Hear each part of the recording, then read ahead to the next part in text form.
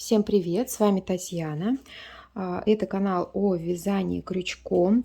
И сегодня мы с вами свяжем вот такую вот классическую шапочку бини, которая вяжется лицевыми петлями, но она вяжется не спицами, а крючком. Моя шапочка связана из пуха норки, причем связана в одну ниточку, и при этом она очень плотная и, соответственно, теплая. Если вязать такую шапку спицами лицевой гладью, то она не будет настолько плотной. Она будет такой рыхлой, вязка будет рыхлой, и шапка будет продуваться при сильном ветре. То есть, если вяжете спицами, то вам придется вязать ее двойную. Вот, когда вяжем крючком, достаточно связать вот такую вот шапочку в один слой, и она будет теплая. Помимо этого, что очень важно, когда вяжете лицевую гладь крючком, край изделия не загибается, как при вязании спицами. То есть его не нужно никак дополнительно обрабатывать, обвязывать, какие-то делать резинки и прочее. То есть край изделия выглядит идеально, даже без обработки. Ну и к тому же, если вы не умеете вязать спицами, либо не любите вязать спицами, то это такой альтернативный вариант шапочки бини лицевой гладью. Ну что ж, я буду начинать, а вы не забудьте поставить лайк и подписаться на канал, если вы еще не подписаны.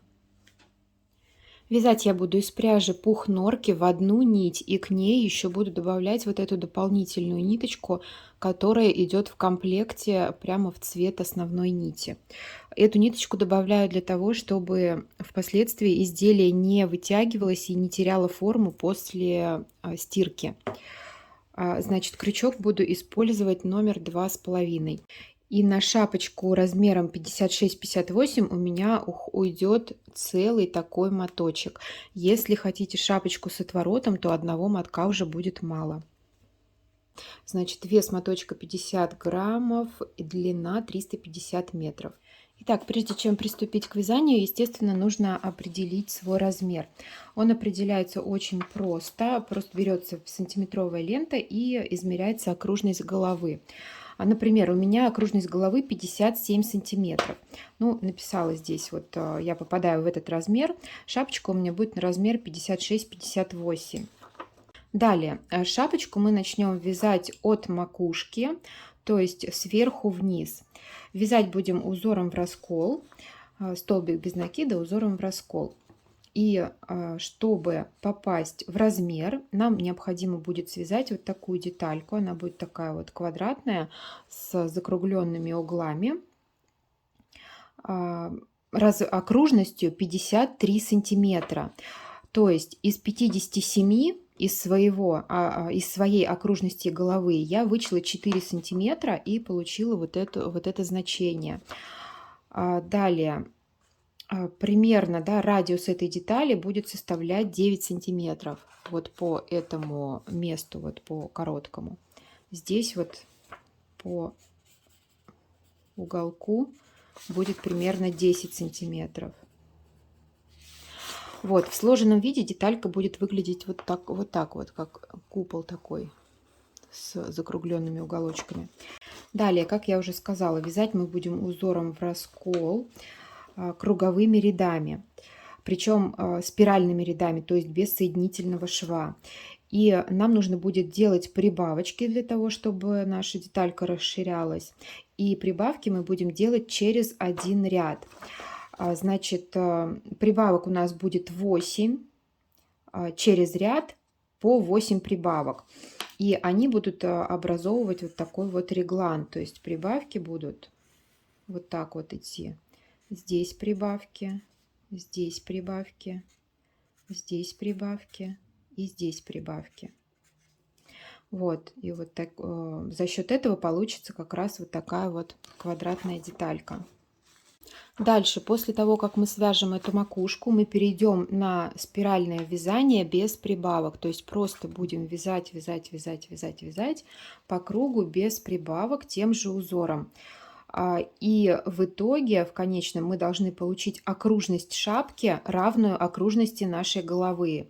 То есть, когда мы перейдем вот от макушки к стенкам шапки у нас прибавится еще сантиметра 4.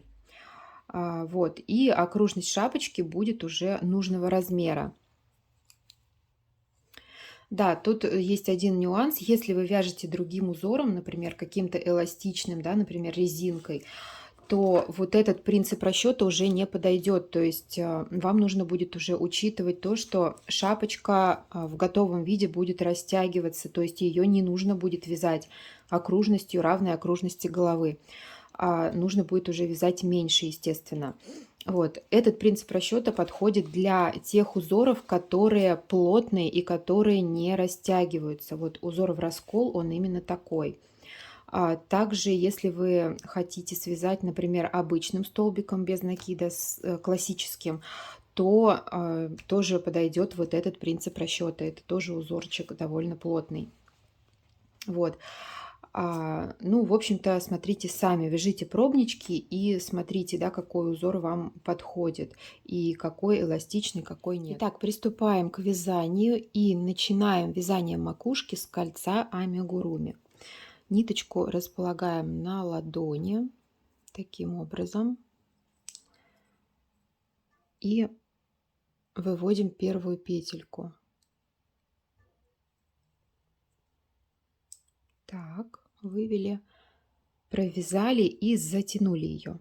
Все, мы таким образом закрепили ниточку. Чуть-чуть уменьшу кольцо. Так, теперь в это кольцо нам необходимо связать 8 столбиков без накида. Первым столбиком будет считаться воздушная петля. Воздушную петлю провязали, все, вот он, первый столбик провязан. Вяжем столбики как можно свободнее, стараемся не затягивать, а прям наоборот, даже вот прям вытягивать побольше петельку и провязывать, потому что если затянете, потом просто невозможно будет ввести крючок в эту петлю в следующем ряду.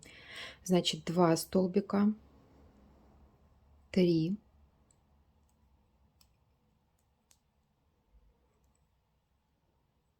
4, 5, 6, 7, 8. Теперь затягиваем кольцо. Сильно пока можно не затягивать. Вот так вот. И в каждый столбик предыдущего ряда, то есть в каждый столбик кольца нам нужно будет провязать по 2 столбика без накида. И при этом провязывать мы будем узором в раскол, то есть вводить крючок не вот сюда, не в горизонтальную петлю, а в сам столбик. Вот так вот.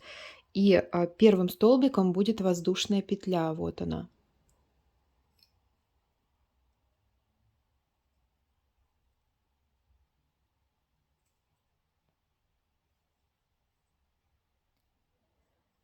Так.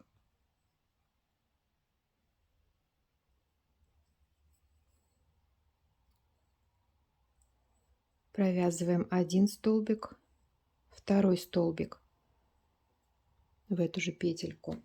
И сразу устанавливаем маркер на первую петлю ряда. Иначе потом потеряем и будет очень сложно найти. Далее находим второй столбик.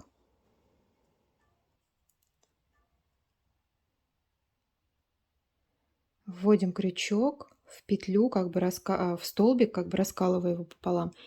И с обратной стороны следим, чтобы крючок выходил также между двумя стенками петли. Между двумя стенками столбика, точнее.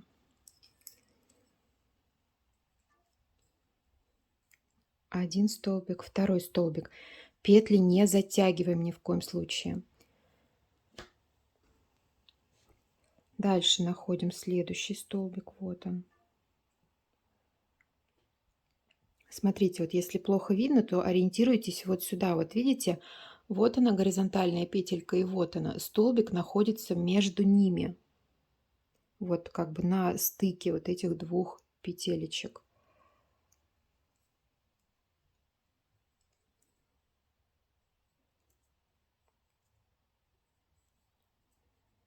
Провязываем 2 столбика.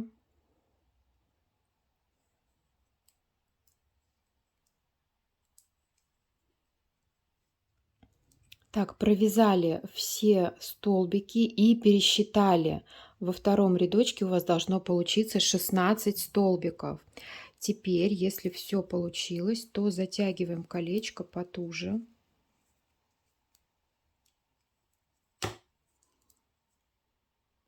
Так вот, как можно туже, чтобы здесь вот не было дырочки. Да, я еще не сказала, что я не делала соединительную петлю, то есть я сразу после кольца амигуруми перешла на спиральное вязание. Соответственно, дальше также буду вязать по спирали. Теперь приступаем к вязанию третьего ряда, и сейчас в третьем ряду будем распределять прибавки. Значит, каким образом буду распределять прибавки?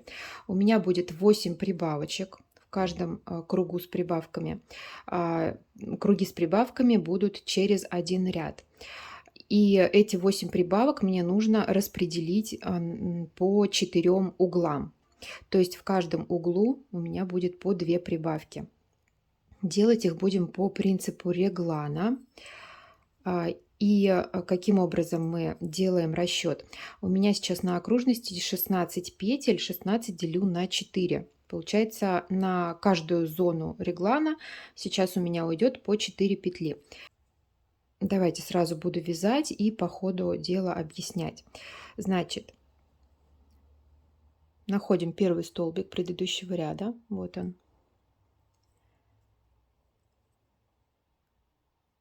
Провязываем его с прибавкой. Сделали прибавочку. Установили маркер на первую петлю ряда. Сделали прибавку. Далее 2 столбика без прибавок.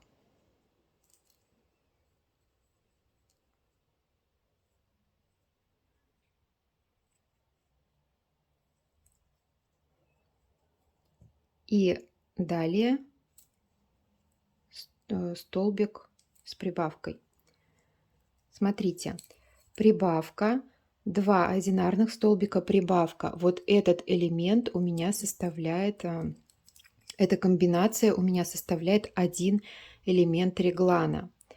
То есть мы будем делать прибавочки вот в этих петельках, которые граничат вот с этими 2 петельками, которые будут формировать такую прямую линию. Вот по краям от этих петель нам нужно будет делать прибавку здесь и здесь. И так в каждом ряду. Ну, точнее, через ряд. Далее, вот они 4 петли первые мы провязали. Дальше пошел следующий элемент из 4 петель. Он также будет состоять из прибавки в начале, потом 2 одинарных петли и прибавки в конце. Значит, вяжем снова столбик с прибавкой, 2 одинарных, столбика и столбик с прибавкой. Все, следующий элемент реглана провязали, также он составляет 4 столбика. Далее следующий элемент, столбик с прибавкой, 2 одинарных,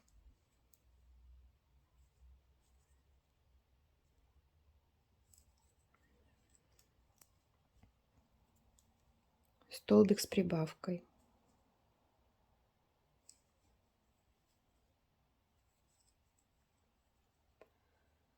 И последний элемент реглана, вот осталось 4 столбика. Первый с прибавкой, 2 одинарных,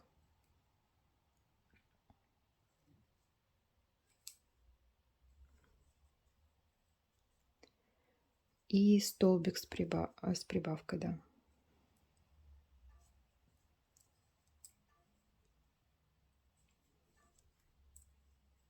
Все, провязали третий ряд, и смотрите, он уже немножечко начинает вырисовываться в виде квадрата.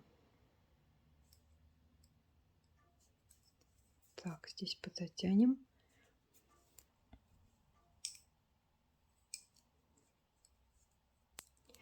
Дальше. Четвертый ряд вяжем без прибавок, то есть просто провязываем в каждый столбик по одному столбику. Теперь провязали четвертый ряд, и следующий рядочек у нас пойдет с прибавками. Здесь мы будем ориентироваться на прибавки вот этого вот предпоследнего провязанного ряда. Первая петля у нас будет одинарная.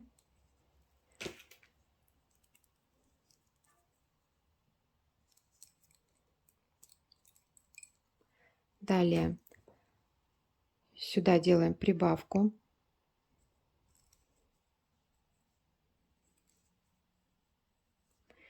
Две одинарных петли. И за ними тоже прибавка. Так, вот он, элемент реглана. Вот он всегда. Элемент реглана всегда состоит вот из этих вот 4 петелек. То есть двух вот этих и по одной петле с прибавкой между двумя этими одинарными петлями. Здесь, кстати, можно брать не обязательно две петли. Здесь можно и одну петлю взять, как такую вот разделяющую вот эти прибавки. Но я решила сделать две. Дальше вяжем одинарные петельки до следующей комбинации. Так, следующая комбинация у нас уже будет через 2 столбика. То есть провязываем 2 одинарных столбика. И здесь уже пошел у нас опять реглан.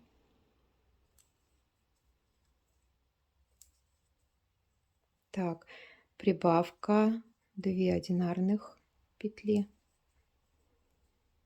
и прибавка.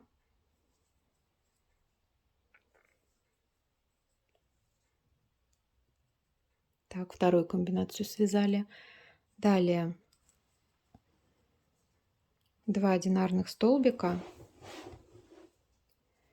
и следующая комбинация реглана. Прибавка, 2 одинарных петли, прибавка.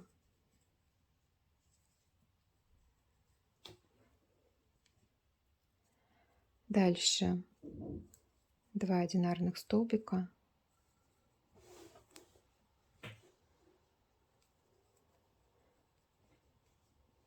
и последняя комбинация, прибавка, 2 одинарных столбика, прибавка.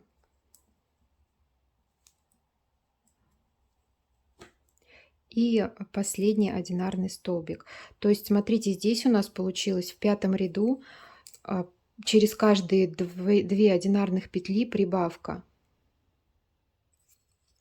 Дальше 6-й рядочек провязываем без прибавок. Провязали 6-й ряд. И в 7-м ряду снова прибавки. То есть с прибавками у нас будет каждый нечетный ряд. Так, значит, здесь уже количество одинарных петель между комбинациями реглана увеличивается, и в каждом ряду оно будет увеличиваться. Значит, начинаем с одинарных петелек.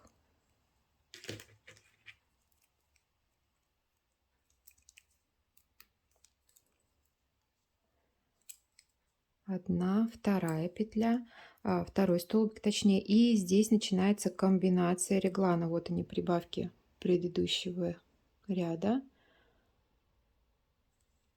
Сюда провязываем двойной столбик. Далее 2 вот эти линии, 2 одинарных столбика и за ними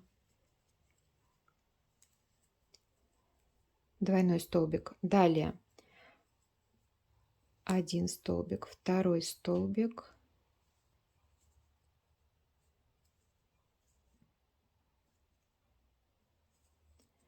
третий, четвертый, то есть 4 одинарные петельки провязываем.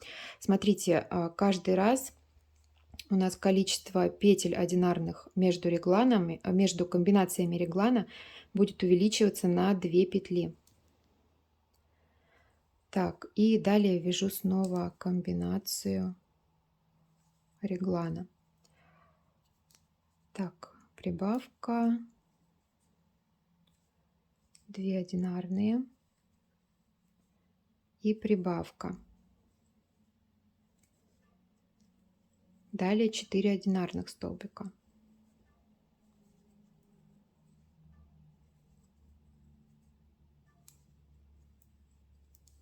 Так, снова прибавка.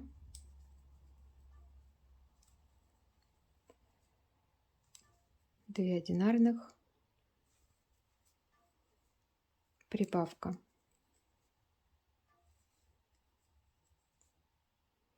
4 одинарных столбика.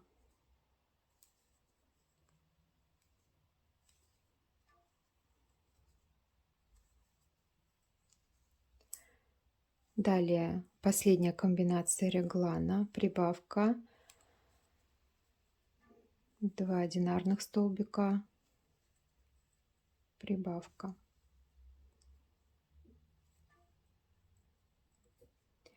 И последние 2 одинарных столбика. Так, и вот в начале у нас было тоже 2 одинарных столбика, то есть вот между комбинациями реглана здесь тоже получается 4 одинарных. Далее следующий ряд без прибавок. Так, далее сейчас у меня уже пойдет 9 рядочек, который будет с прибавками. Значит, начинаем с одинарных петель, с одинарных столбиков.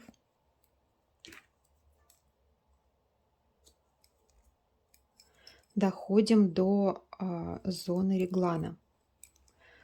Так, здесь у меня уже будет 6 одинарных петель между элементами реглана. Первые 3 провязываю, и дальше пошел реглан.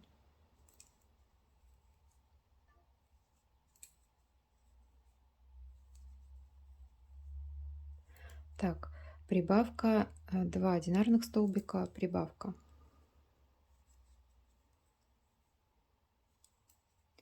Далее 6 одинарных столбиков до следующего реглана.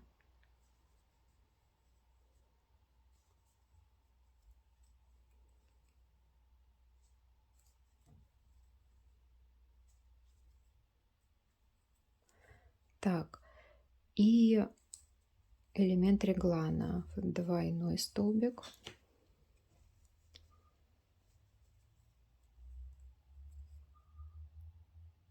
два одинарных и двойной. Дальше снова 6 одинарных столбиков, потом снова реглан, потом снова 6 одинарных столбиков, реглан, и довязываем последние 3 одинарных столбика. Так, провязали и 10 ряд без прибавок. Итак, провязала 10 рядочков, дальше показывать не буду, там будет уже все то же самое, только будет увеличиваться количество петель. Значит, сейчас еще раз быстренько пробегусь так поверхностно. Значит, в 11 ряду у нас будет опять ряд с прибавками, и количество одинарных петель между элементами реглана увеличится на 2. То есть, значит, если у нас в 8 ряду было 1, 2, 3, 6 петель, то, соответственно, в 11 ряду будет уже 8 петель одинарных между элементами реглана.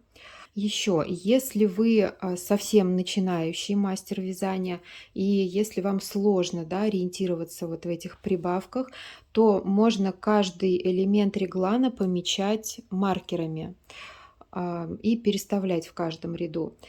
Также можно себя контролировать, пересчитывая столбики в каждом ряду. То есть связали рядочек с прибавками, пересчитали количество столбиков. Оно должно у вас увеличиваться каждый раз на 8. То есть в каждом ряду с прибавками количество столбиков увеличивается на 8. Вот такая получается макушечка в форме такого квадратного купола. Вот так вот выглядит в сложенном виде. Здесь у меня провязано 26 рядов. Последний ряд, который я провязала, у меня без прибавок. И сейчас я покажу, как я делаю измерения. Так, раскладываю ровненько деталь. И вот таким вот образом от петельки прокладываю сантиметровую ленту.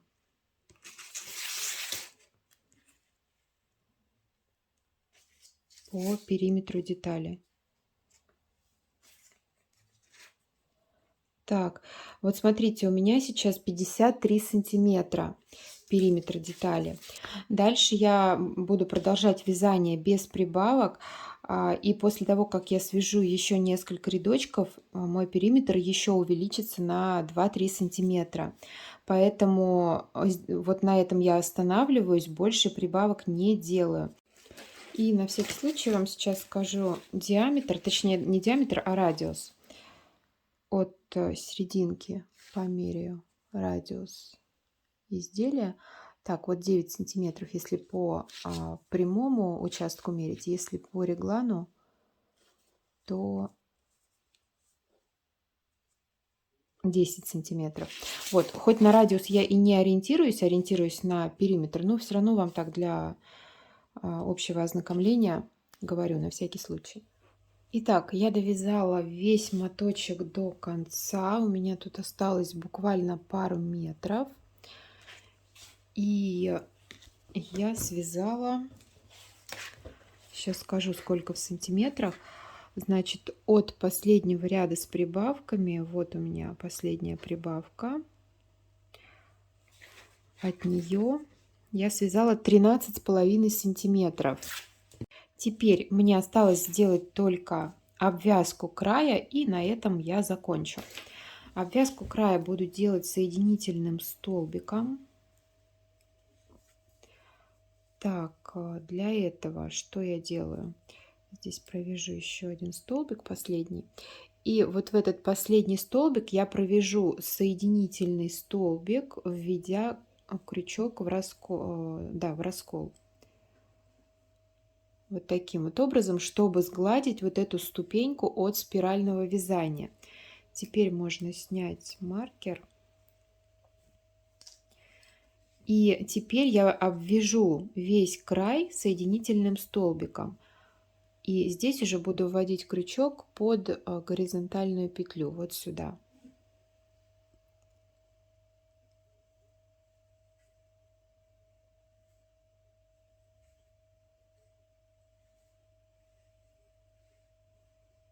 Вот таким вот образом петельки не затягиваю, потому что если их сильно затянуть, то, ну, если точнее вязать слишком туго, то край будет стянутым, и шапку просто будет неудобно надевать, и она может просто давить на голову. Так, смотрите, обвязала край, и вот здесь последнюю петельку пока не провязываю, вытаскиваю ниточку и сделаю сейчас имитацию петли вот таким вот образом. Так, вот она у меня, первая петелька моей обвязки.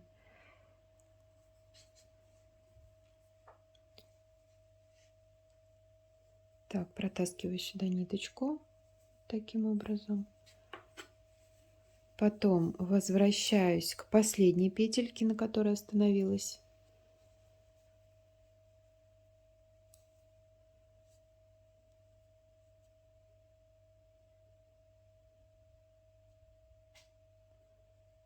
Так, ввожу крючок.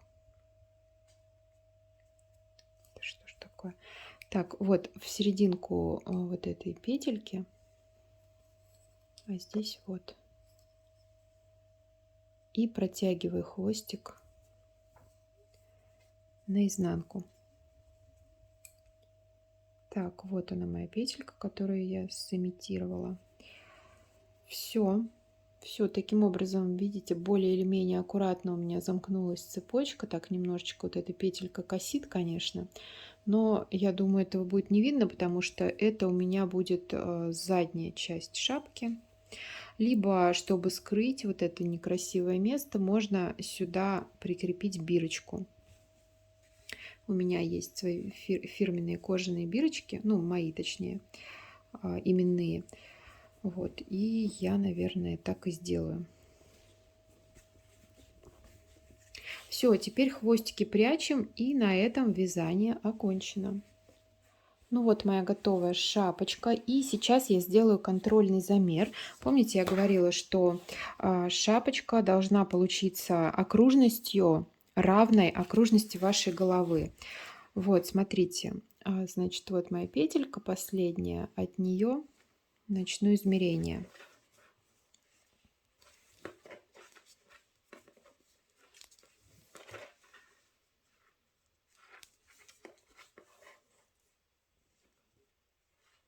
Так, и вот дошла до этой петельки.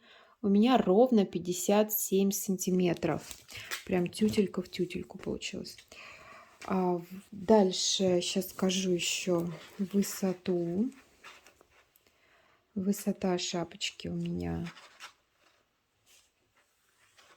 22 сантиметра. Но это так, для общего ознакомления, я вам говорю, высота у каждого будет разная. То есть кто-то любит, когда шапочка повыше, ну то есть макушка повыше, кто-то любит, когда облегает голову.